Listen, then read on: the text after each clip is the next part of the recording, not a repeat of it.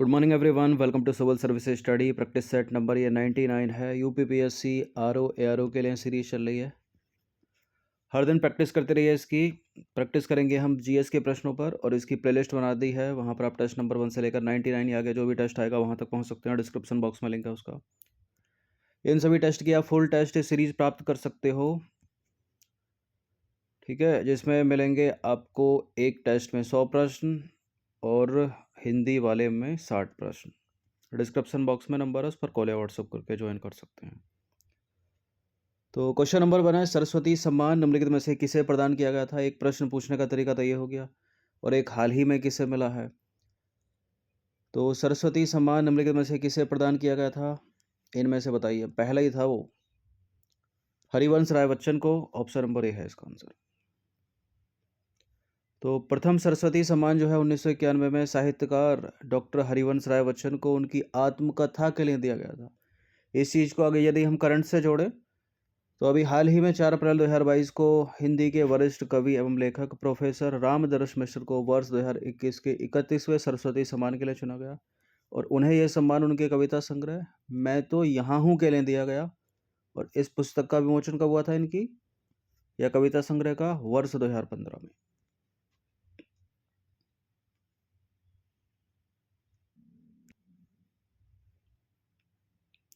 चलिए question number 2 पर आ जाइए। विश्व गौरैया दिवस निम्नलिखित में से कब मनाया जाता है। विश्व गौरैया दिवस मनाया जाता है 20 मार्च को। ऑप्शन नंबर ए है इसका आंसर। देखिए नंबर, इस पर कॉल या व्हाट्सअप करके आप फुल टेस्ट सीरीज प्राप्त कर सकते हैं। पेड टेलीग्राम ग्रुप से जुड़ सकते हैं।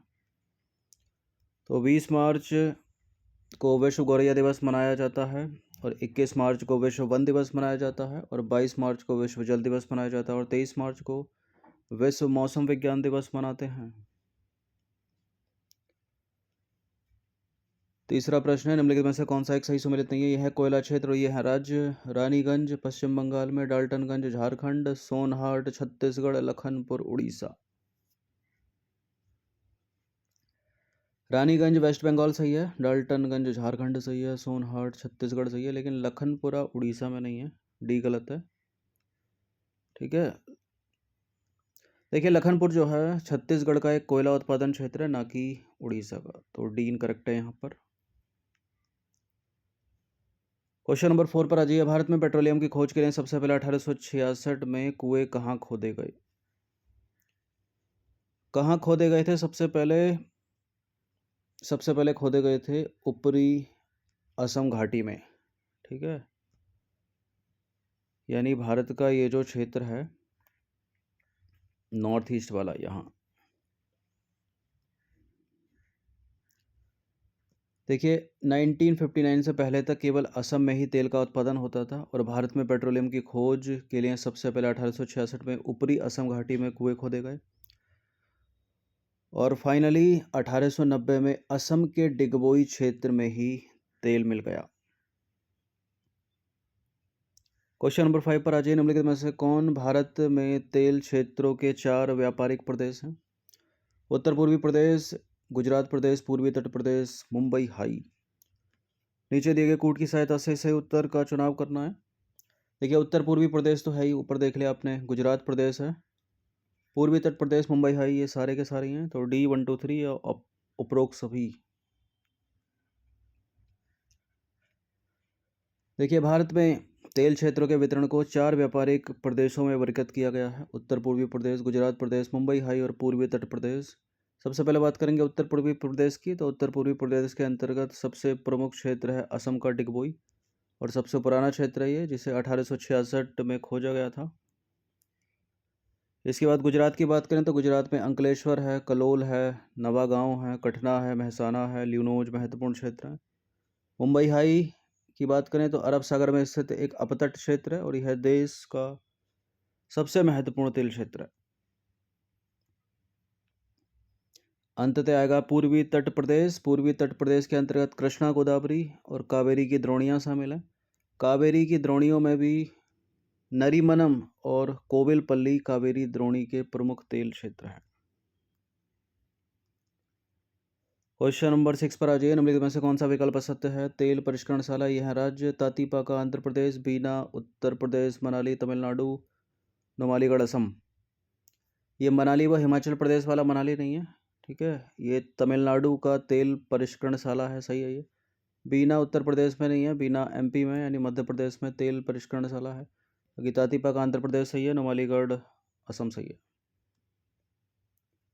तो बीना मध्य प्रदेश होना चाहिए, ना कि उत्तर प्रदेश। बाकी हिमाचल प्रदेश में मनाली एक पर्यटन स्थल है और तमिलनाडु का मनाली तेल परिष्करणशाला, इस चीज़ को याद रखिएगा। क्वेश्चन नंबर 7 क्या है, निम्नलिखित में से कौन सा एक गलत सुमेलित है? यह है लौह अयस्क उत्पादन क्षेत्र, यह है संबंधित राज्य चंद्रपुर रत्नागिरी महाराष्ट्र और गुरुम हिशानी उड़ीसा, संदूर कर्नाटक, बैलाडेला झारखंड। देखिए बैलाडेला छत्तीसगढ़ है। बाकी पहला करेक्ट है, दूसरा करेक्ट है, तीसरा करेक्ट है। देखिए दिल्ली राजहरा और बैलाडेला जो है छत्तीसगढ़ की प्रमुख लौह अयस्क खानें हैं। बाकी अगर झारखंड की बात करें तो नोआ मुंडी और गुआ, ठीक है, झारखंड की प्रमुख लौह अयस्क खानें हैं। क्वेश्चन नंबर 8 पर आ जाइए। निम्नलिखित कथनों पर विचार करेंगे। यह कथन है, यह कारण आर और यह कूट इसके। देखिए कथन कहता है कि भारत में लौह अयस्क के प्रमुख भंडार, पर्याप्त भंडार नहीं है और भारत में अधिकतर हेमेटाइट और मैग्नेटाइट के लौह अयस्क भंडार जो है पाए जाते हैं। भंडार देखिए पहला गलत है, पर्याप्त भंडार तो है भारत में लौह अयस्क के, दूसरा सही है। तो यहाँ जो ऑप्शन करेक्ट होगा वो होगा कि कथन तो गलत है और कारण सही है, डी वाला हो जाएगा। देखिए भारत में लौह अयस्क के पर्याप्त भंडार हैं और यहाँ अधिकतर हेमेटाइट और मैग्नेटाइट के लौह अयस्क भंडार पाए जाते हैं और भारत में उच्च कोटि के लौह अयस्क धारवाड़ सेल समूह में पाया जाता है।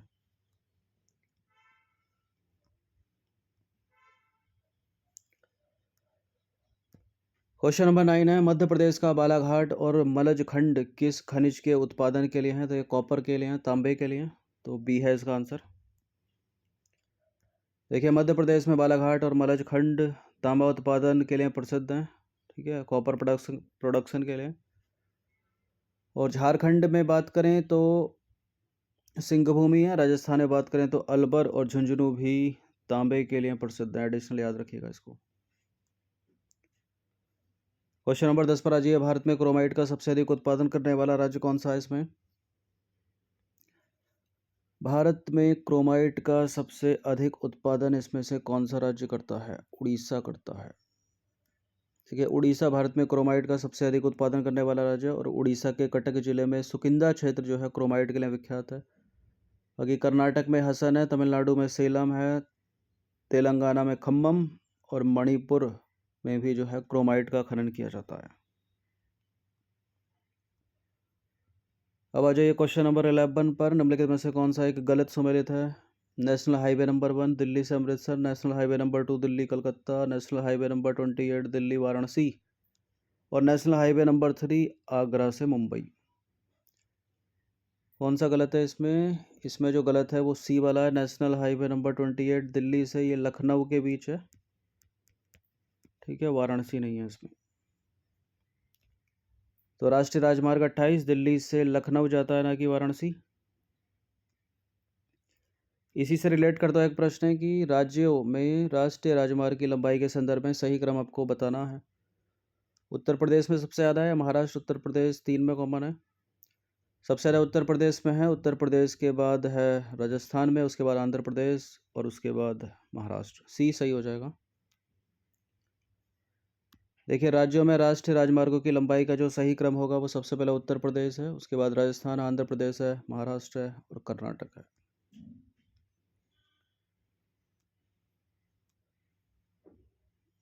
क्वेश्चन नंबर 13 पर आ जाइए। इंडियन पॉलिटी यहाँ से स्टार्ट हो जाती है। भारतीय संविधान के अंतर्गत मूल अधिकारों का संरक्षक निम्नलिखित में से किसे माना जाता है? संसद तो नहीं है, तो ए और बी वाले ऑप्शन को हटा दीजिए, कोर्ट ही होगा, ठीक है, न्यायालय। देखिए भारतीय संविधान के अंतर्गत मूल अधिकारों का जो संरक्षक है वो न्यायालय को बनाया गया है। अनुच्छेद 32 सर्वोच्च न्यायालय को केवल मूल अधिकारों के संबंध में रिट निकालने की शक्ति प्रदान करता है, तो सर्वोच्च न्यायालय को मूल अधिकारों का संरक्षक और गारंटर जो है बनाया गया है। बाकी जो हाई कोर्ट होते हैं स्टेट के, वो अनुच्छेद 226 के तहत मूल अधिकारों के साथ साथ अन्य अधिकारों के लिए भी रिट निकाल सकते हैं।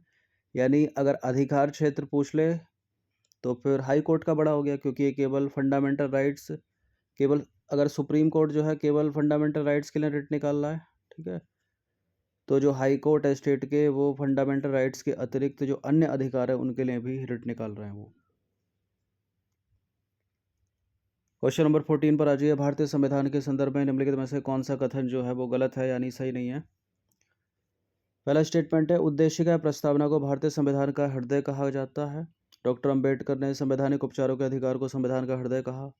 सर्वोच्च न्यायालय की तुलना में उच्च न्यायालयों को रिट निकालने की शक्ति अधिक है, जैसा कि आपने ऊपर देखा, और सर्वोच्च न्यायालय में उच्च न्यायालय अनुच्छेद 32 के अंतर्गत जो है रिट निकालते हैं। देखिए, ये तो कई बार बताया मैंने सीरीज में, 32 के तहत सुप्रीम कोर्ट निकालता है, 226 के तहत हाई कोर्ट निकालता है, तो गलत है डी वाला स्टेटमेंट यहाँ पर।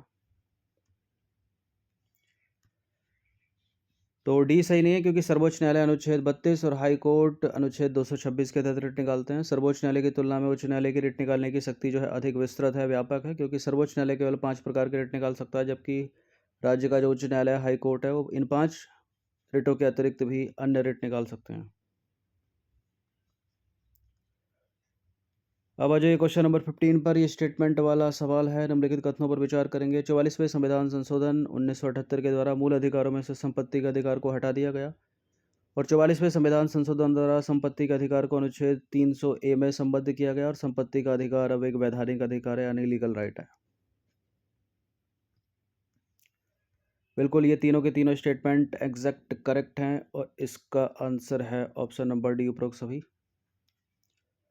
तो 44वें संविधान संशोधन के बाद मूल अधिकारों की संख्या 7 से घटकर कितनी रह गई है? 6 रह गई है, क्योंकि संपत्ति का अधिकार हटा दिया गया है।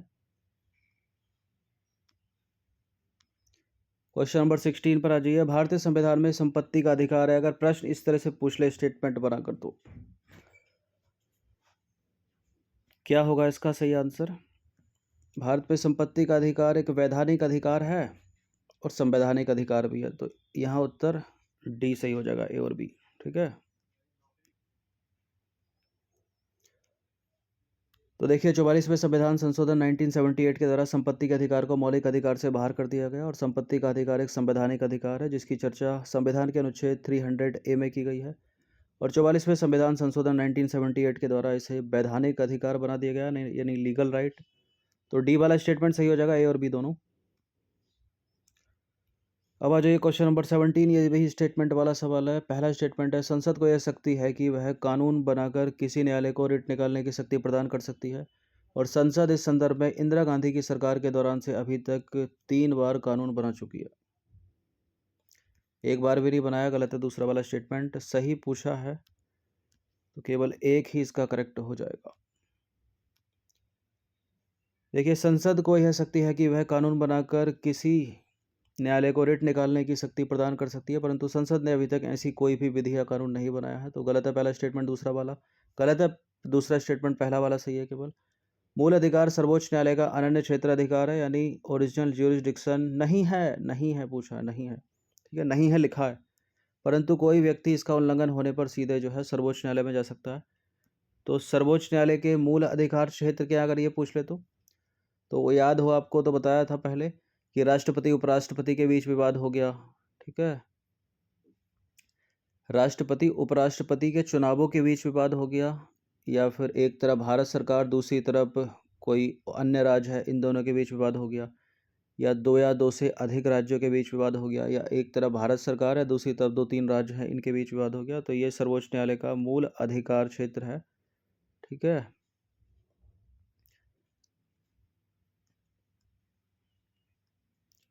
क्वेश्चन नंबर 18 पर आ जाइए। भारतीय संविधान के भाग 3 में मूल अधिकार का प्रावधान है, इस संदर्भ में निम्नलिखित में से कौन सा एक सही है, कौन सा कथन सही है? तो यहाँ 4 कथन है, 1 ABCD में, एक ही फ्रेम में ले लेते हैं इनको। इन 4 में से केवल एक ही सही है, ठीक है, 3 जो है गलत हैं, और इस सही वाले को ढूंढना है।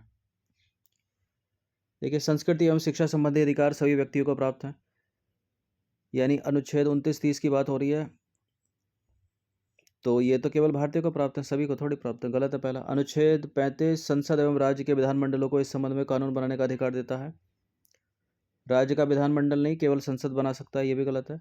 अनुच्छेद 33 के अंतर्गत संसद द्वारा बनाई गई विधि को किसी न्यायालय में चुनौती नहीं दी जा सकती, ये सही है। अनुच्छेद 34 के अंतर्गत संसद द्वारा बनाए गए क्षतिपूर्ति अधिनियम को इस आधार पर न्यायालय में चुनौती दी जा सकती है कि यह अधिनियम किसी अधिकार का उल्लंघन नहीं करता। देखिए, इसे चुनौती नहीं दी जा सकती, ये गलत है। यहाँ केवल सी वाला स्टेटमेंट ही सही हो गया, अनुच्छेद 33 वाला। तो भारतीय संविधान के अनुच्छेद 29-30 में संस्कृति एवं शिक्षा संबंधी अधिकार दिए गए हैं। ये अधिकार केवल भारतीय नागरिकों को प्राप्त है, पहले भी बताया, गैर नागरिकों को नहीं, यानी विदेशियों को प्राप्त नहीं है। और यह अनुच्छेद अल्पसंख्यक वर्गों के हितों का संरक्षण करता है। इसके बाद बात करेंगे हम अनुच्छेद 35 की। तो अनुच्छेद 35 के अधीन केवल संसद को विधि बनाने की शक्ति है, राज्य के विधानमंडल को नहीं। अनुच्छेद 33 के अंतर्गत संसद द्वारा बनाए गए अधिनियम को किसी न्यायालय में चुनौती नहीं दी जा सकती। वहाँ भी था नहीं दी जा सकती, इसलिए यही स्टेटमेंट करेक्ट है। और यह अनुच्छेद मूल अधिकारों का अपवाद है। अनुच्छेद 34 की बात करें तो अनुच्छेद 34 के अंतर्गत संसद द्वारा बनाए गए क्षतिपूर्ति अधिनियम को किसी न्यायालय में केवल इस आधार पर चुनौती नहीं दी जा सकती कि वह किसी मूल अधिकारों का उल्लंघन करता है, ठीक है, और वहाँ था कि दी जा सकती है। इसके अतिरिक्त याद रखिएगा, अनुच्छेद 32 के अंतर्गत निर्मित संसदीय विधि जो है कोर्ट मार्शल को उच्चतम एवं उच्च न्यायालयों के रिट क्षेत्राधिकार से अपवर्जित करती है। क्वेश्चन नंबर 19 पर आ जाइए। अल्पसंख्यक वर्गों को शिक्षण संस्थानों की स्थापना एवं प्रशासन करने का अधिकार निम्नलिखित में से किस अनुच्छेद में निहित है? और ये केवल भारतीय नागरिकों के लिए है, विदेशियों को नहीं। इसका आंसर है ऑप्शन नंबर ए, अनुच्छेद 30। देखिए, अनुच्छेद 30 जो है अल्पसंख्यक वर्गों को शिक्षण संस्थानों की स्थापना एवं प्रशासन करने का अधिकार प्रदान करता है, तो ए करेक्ट हो जाएगा। इसमें भी 2 क्लॉज डाले हैं, अनुच्छेद 30 का 1 और अनुच्छेद 30 का 2। अनुच्छेद 30(1) में प्रावधान है कि धर्म या भाषा पर आधारित सभी अल्पसंख्यक वर्गों को अपनी रुचि की शिक्षण संस्थानों की स्थापना और प्रशासन का अधिकार होगा। अनुच्छेद 30(2) में प्रावधान है कि राज्य शिक्षा संस्थानों की सहायता देने में कोई भी जो है विभेद नहीं करेगा। शिक्षा संस्थानों को सहायता देने में कोई भी विभेद नहीं करेगा। अब अनुच्छेद 29 में आ जाइए, उसका भी एक क्लॉज है, 29 का 1। भारतीय संविधान का अनुच्छेद 29 अल्पसंख्यक वर्गों के हितों का संरक्षण संबंधी प्रावधान करता है। और अनुच्छेद 29(1) में प्रावधान है कि इसे अपनी विशेष भाषा, लिपि या संस्कृति को बनाए रखने का अधिकार होगा। अब है क्वेश्चन नंबर 20, अंतिम प्रश्न है। यह प्रश्न है कि निम्नलिखित में से कौन सा अनुच्छेद संसद को यह अधिकार देता है कि देश में जहां कहीं भी मार्शल लॉ या सेना का कानून लागू है, मूल अधिकारों पर प्रतिबंध लगाया जा सकता है? तो कौन सा है ये आर्टिकल? यह है अनुच्छेद 34, ऑप्शन नंबर ए। देखिए, अनुच्छेद 34 संसद को यह अधिकार देता है कि देश में जहां कहीं भी मार्शल लॉ या सेना का कानून लागू है, मूल अधिकारों पर प्रतिबंध लगा सकता है संसद। और अनुच्छेद 33 संसद को यह अधिकार देता है कि वह सशस्त्र बलों, अर्धसैनिक बलों, पुलिस बलों, खुफिया एजेंसियों आदि के मूल अधिकारों पर युक्ता प्रतिबंध लगा सकती है। तो ये 20 प्रश्न थे आरओ के लिए, ज्योग्राफी और इंडियन पॉलिटी के, ठीक है। अगर कोई चीज़ जिसमें समझ में नहीं आई हो तो पॉज करके देख लीजिएगा। इनका PDF से इसको पढ़ सकते हो आप, PDF मिलेगा आपको पेड टेलीग्राम ग्रुप में। ये नंबर है, इस पर कॉल या व्हाट्सअप करके आप ज्वाइन कर सकते हैं। धन्यवाद।